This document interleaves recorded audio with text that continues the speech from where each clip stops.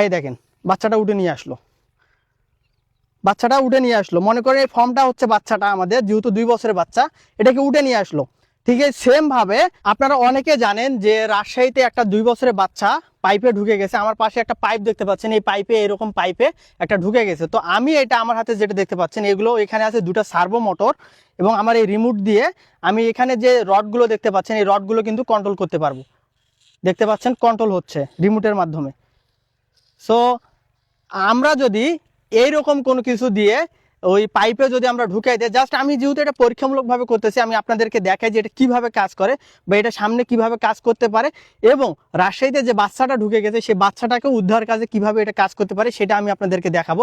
যদিও আমি এটা খুব তাড়াহুড়া করে খুব দ্রুত এটা করছি, হয়তো আমি এটা কয়েক ঘন্টার মধ্যে এই কাজটা করছি।